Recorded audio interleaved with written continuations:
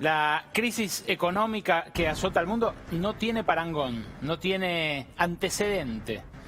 En Argentina hoy el INDEC dio cuenta de que la economía en el segundo trimestre del año, o sea, entre marzo y junio, los meses más duros de la pandemia y por supuesto también de las medidas de aislamiento, la economía cayó 19,1% frente al mismo trimestre del año pasado. Es una caída mayor que la de 2001-2002, mayor que la del primer trimestre de 2002, mayor que la del segundo trimestre de 2002. Es la caída más abrupta de la que tengamos memoria. Nunca el mundo había atravesado una crisis en simultáneo en todo el planeta. Esta caída del 19,1% es menos que lo que cayó Perú, por ejemplo, 30,2%. Es más de lo que cayó Chile, que cayó 13,7%, pero con muchos más muertos por millón que Argentina, por millón de habitantes.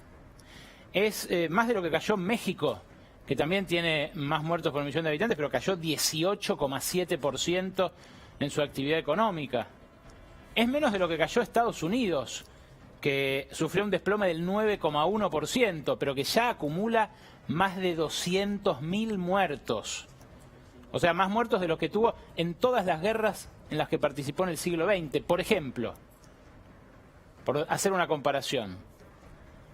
En este contexto, en el cual Argentina tuvo la caída más importante en su actividad económica, de la que se tenga memoria, de la que se tenga registro estadístico, empezó a discutirse en el Congreso el impuesto a las grandes fortunas.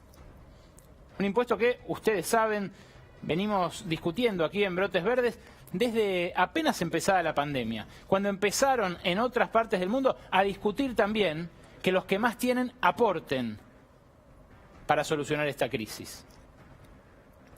El gobierno asumió con un mandato de reformar el esquema tributario argentino, una deuda que tiene la democracia toda, los radicales, los peronistas, los conservadores. El sistema tributario argentino es injusto, estamos todos de acuerdo en eso. Y vivimos en el continente más desigual del planeta. Es cierto, África está peor que Latinoamérica, pero en ningún lugar del mundo conviven como en Latinoamérica ricos y pobres. Esa naturalización del paredón, de la valla electrificada, de que de un lado hay opulencia y del otro lado hay desnutrición, solamente ocurre en América Latina en tal magnitud.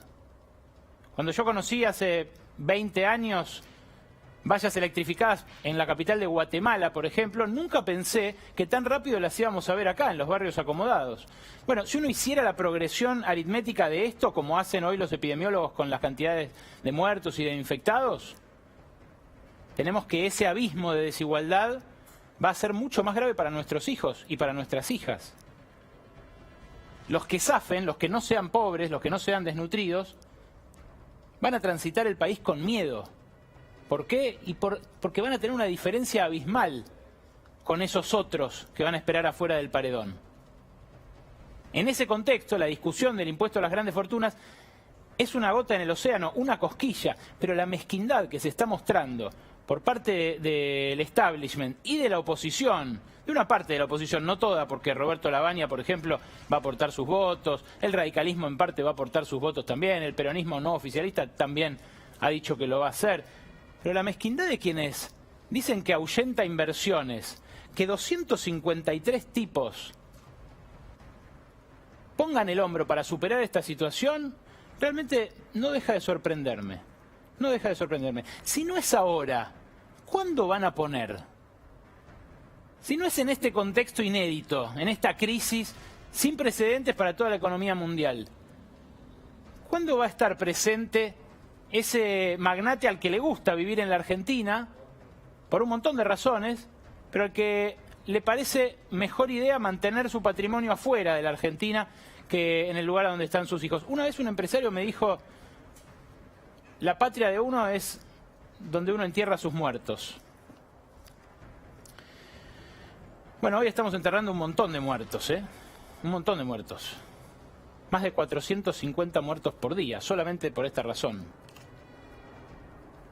¿No será hora de que empecemos a considerar que la patria es el lugar a donde pagamos impuestos? Cuando Gerard Depardieu, por ejemplo, se mudó de Francia para pagar menos impuestos. ¿No se armó un escándalo nacional?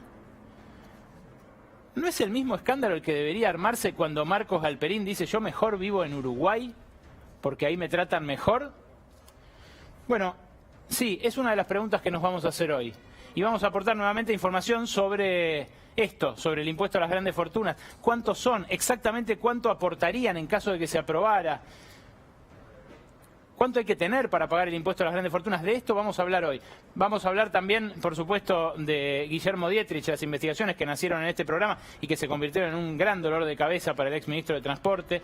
Ya mismo me meto a conversar con Fernán Quirós, el ministro de Salud porteño. Vamos a tener una conversación sobre, temas que me parece no le preguntan demasiado al gobierno de la ciudad.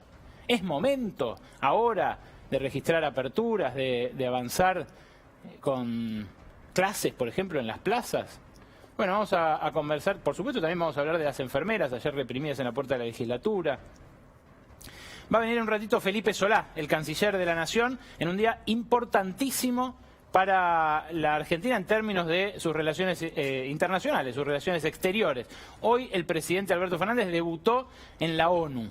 ¿Tendrá ayuda de las grandes potencias del G7 en la negociación que se viene con el Fondo Monetario? ¿Habrá la misma hostilidad que demostró Estados Unidos con algunos de nuestros vecinos en esas negociaciones? Vamos a hablar de todo esto en instantes acá con Felipe Solá.